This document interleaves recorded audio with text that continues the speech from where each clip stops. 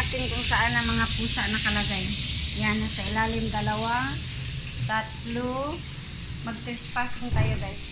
4,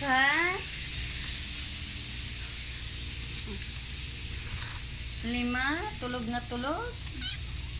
Wala pa yung nanay nyo. Diyan lang kayo. Wala pa nga.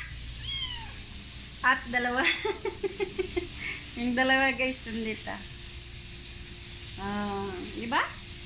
Ano ng pusa na to? Ayan yung tatay nila. Meow! Meow! Gutom na? Gusto nang kumain? Tayo nyo yung nanay nyo. Mag-diet muna kayo. Hindi, mag-diet kayo. Hindi nga pwede. Kailangan nyo nang kumain? Ikaw. Ang ginagawa nyo dyan? Ba't nandyan kayong 2? Maglaro muna kayo. Wala pa yung nanay nyo eh. Iniwan pa kayo. Nag-overtime. Pambiling pagkain. Nag-sideline pa. Kaya nga. Bak, pumasok lang yung isa kaya nag-split oh.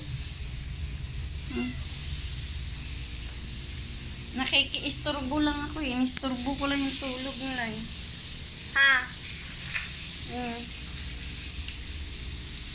Ano na?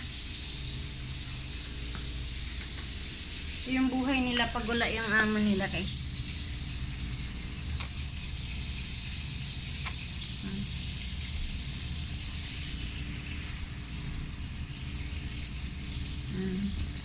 Ano ang gawa ng mga pusa pag wala ang amo?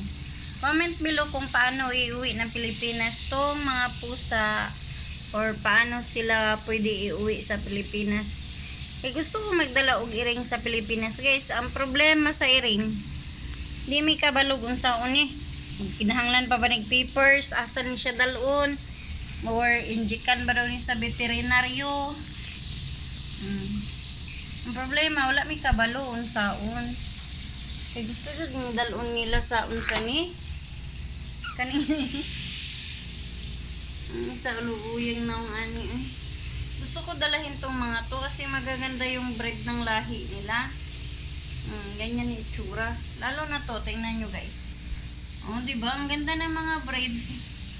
Mga hybrid. Ito naman, ewan ko kung saan kaya nagmana to. Iba ang itsura nito eh. Parang matambok para siyang sa bulldog. Ano Ming? Walang problema? Tapos makakapal yung mga balahibo nila guys. Tingnan nyo guys. Kawawa naman kasi kung iiwan lang dito sa Saudi tapos hindi dalahin sa itatapon lang nila to sa desierto. Ayan. Gutom na? Gutom? Ba, nagutom. Smile. Smile mo na. Smile.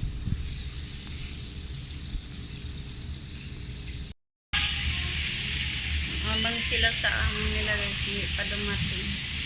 Kawawa yung mga itsura.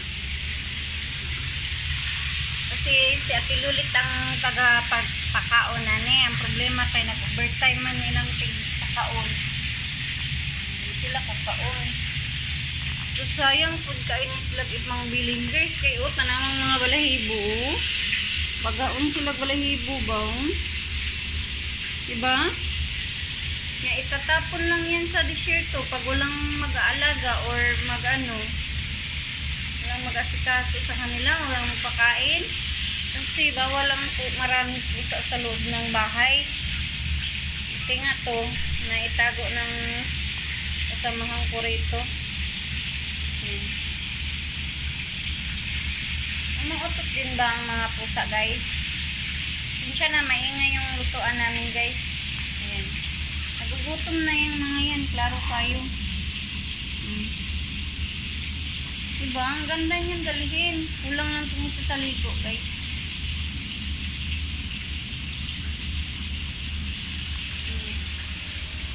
Yan yung balahibo talaga niya. Diba? Ang cute pa naman nila kahit papano.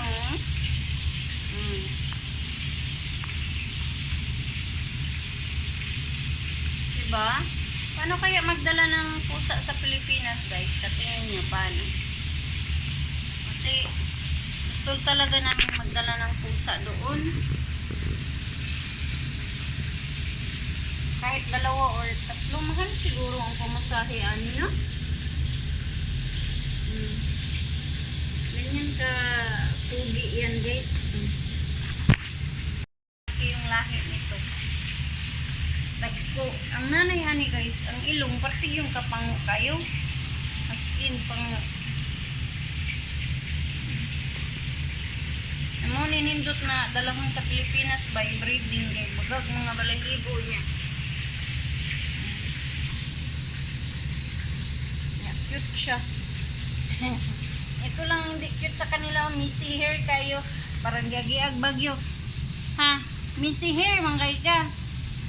Walay sudlay sa inyo. Wala pa ni uli lang pigpakaon. Tagas ba sila gilong, oh? Ang dirian, nanganak tong isa. Tanaw na tong nanganak, guys. Itong butang ilaw niya, itong pande. Pero lahi ni color iya, ha? Anak. Lahi color na anak. Muna yung nanay, guys, niya. Ang anak, guys, lahi color, oh. Mga puti. Na isa ka itom, daw ka orange, o isa ka puti. Ang puti, sayahan ng grandmother. Kay ang mama ani niya puti man, pero ang tatay niya dili puti, balahibuon. Muna yung anak, guys. Daratong kanang dari. Sa itsura sa mga nawong ani be. Ang cute, diba? Diba cute kayo? Puti. Orange daw na isa, be. Tagas og gilong mo. Sudlara, managa na pod ni, managa na.